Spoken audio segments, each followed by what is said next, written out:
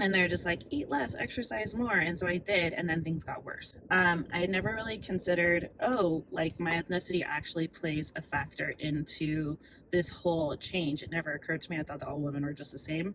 And apparently we're not. You need to read this book.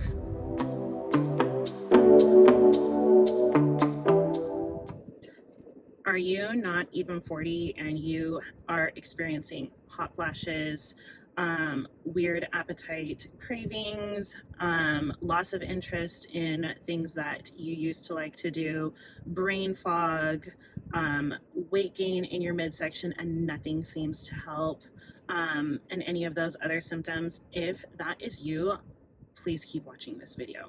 Hi everyone, it's been a minute because I have been on the struggle bus, and it has finally like really hit me that I am now in perimenopause. I'm just diving into this video. And I have been struggling with my weight, been struggling with inflammation, I've been struggling with energy, I've been struggling with brain fog. My cycle, while it is not irregular, it's regular. My appetite has been funny. I have, during my cycle, I'll have hot flashes. Like I'm deep into it, and I am not even 40. So I would constantly ask my friends about their symptoms, like, are you experiencing this? Are you experiencing this? And all of my friends, not all my friends, but most of my friends are like 3 to 5 years older than me. There's one who's like my same age, but everyone else is a bit older than me. And I'm trying to figure out, okay, what is going on with me? And every time I type my symptoms into either Google AI or something like that, it's coming up, well, these are menopause symptoms, but it's early. These are menopause symptoms, but it's early. And I finally found something that will help. I actually found study evidence that has helped me. And it has come in the form of this book. I haven't even made it all the way through this book, but if you are at the age of 35, especially if you are a Black woman at the age of 35, you need to read this book. So I started watching this woman on YouTube, and her name is Dr. Stacy Sims. If you haven't heard of her and you're a woman who is over the age of 30, you need to. She is an exercise physiologist, or she studies exercise science basically, and she has kind of changed my outlook on things, given me a little bit of hope. I have binged about 15 hours worth of her content in the last couple of weeks, and it definitely has helped my outlook when it comes to what I have to look forward to when it comes to perimenopause. I didn't even know what perimenopause really was until she explained it, and then it all started to click. I started to understand why everything that I was doing was not working.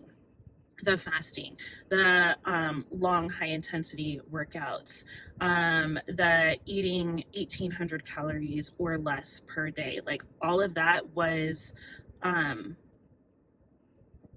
basically working against me. And she goes into all of that in her book Roar, which is meant for women who are like within their normal cycle periods.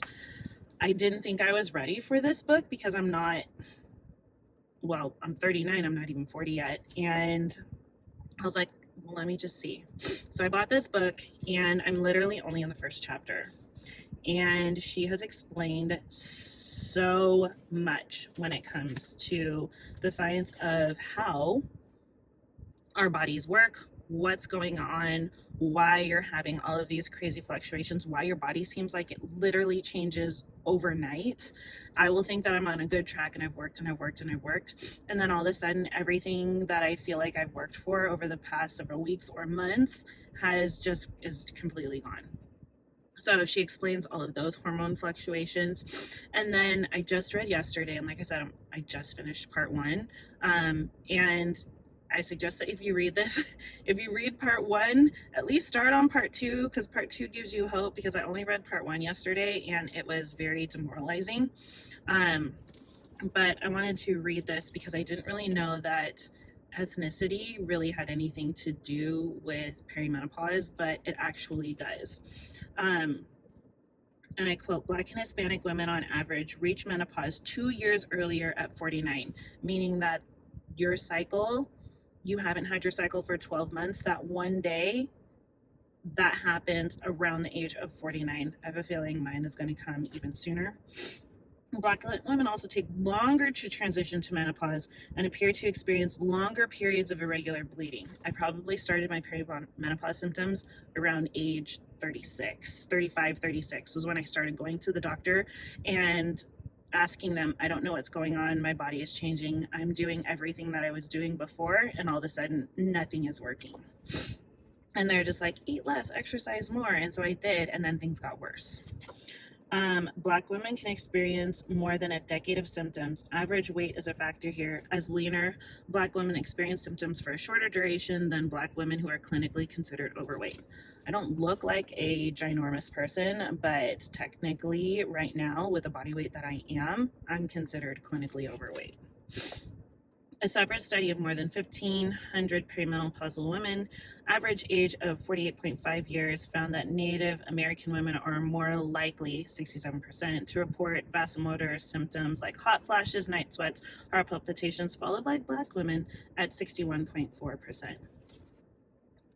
So I'm half Black. And I have like beautiful mulatto children, but I never really considered, oh, like my ethnicity actually plays a factor into this whole change. It never occurred to me. I thought that all women were just the same, and apparently we're not. So I have a whole mix of things going on right now. And this book is really helping me to understand what is going on. And I really wanted to just hop on here and talk to you guys about, hey, this is what's going on. If you need help, watch Dr. Stacey Sims videos, but this kind of puts it in a sequence that makes sense, because a lot of times when you're watching her videos, the interviewers will like go down different rabbit holes and that kind of stuff, and this really gets to the meat and potatoes of what you need to know. I have not listened to it on audiobook, and I'm totally an audiobook person. I will have this linked below. And I'm thinking about kind of making this a series, like, I don't know, the Perimenopause Chronicles. How am I doing this, and kind of chronicling how things are going. I don't know. Tell me what you guys think of this. Tell me if you have entered your perimenopause years, or if you think that you have some perimenopause symptoms and you're just in your 30s, or 40s is typically when they show up. But if you're someone that is having something go on in your 30s, I would love to know if there's anyone out there that is like me. I hope you guys have a great day. Thank you so much for watching Mandy's Mess, and I will see you all later.